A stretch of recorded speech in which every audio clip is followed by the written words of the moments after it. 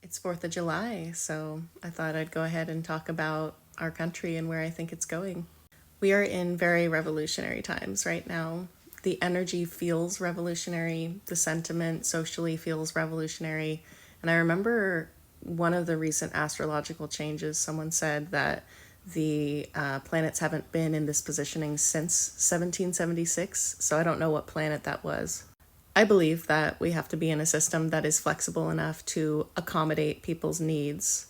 And if the system is not meeting people's needs and it's held in place instead by various types of control and propaganda, and you have generation after generation like that living within a system that is not flexible enough to meet people's needs, that's when you get revolution. And that's what we're heading towards now, a revolution. And it's not scary. It is literally the change that is needed. Every major change that I've made in my life, the most uncomfortable part is the part right before the change, the time of disillusionment, the time of knowing that you need the change but not being able to change yet. American sentiment has obviously changed a lot over the years. It's weird to watch movies from like the 1940s and 50s where even liberals were in line with loving the country.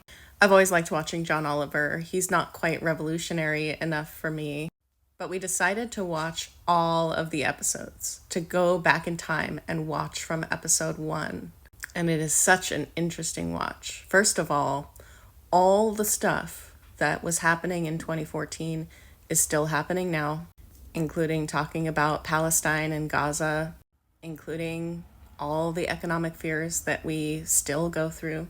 And I've just stood back and went, whoa, nothing has changed in 10 years. Do you know how much changed between 1940 and 1950? Do you know how much changed between 1950 and 1960? Something is wrong. Things are supposed to be changing. And I've seen an interesting change in sentiment from John Oliver.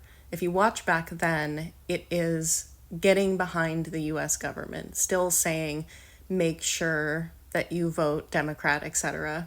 And if you watch it now, he says, you should definitely not vote for Donald Trump. But we all know that there are some problematic issues with the current party that's in power.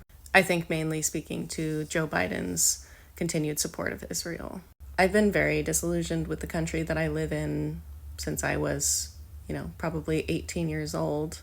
And somewhere along the line, I had to make the decision whether to stay or whether to go. And I have no illusions that I am on a ship that is sinking. And I've said as much to people personally recently.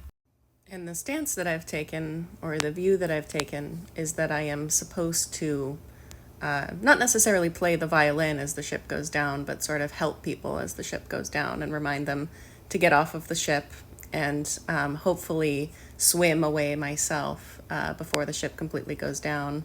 And I will not swim away, I will help rebuild the country, hopefully. I struggle with learning about my revolutionary bent. The more I discover about myself, I'm quite a revolutionary, but I have trouble squaring my revolutionariness with my being tired and feeling weak and feeling unable to participate in revolutionary activities. I'm like a revolutionary with a bedtime who doesn't want things to be too loud or get too far outside of their own homeostasis. And someone reminded me that revolutionaries can be breakers and tearers down of things, and they can also be builders. And I think that I'm a revolutionary builder. I help build people up. I help inspire people. I help people come to love and positivity and continued hope. So that is sort of my view of myself. And I don't fault anyone for leaving the US, but I'll be here to help you if you do stay.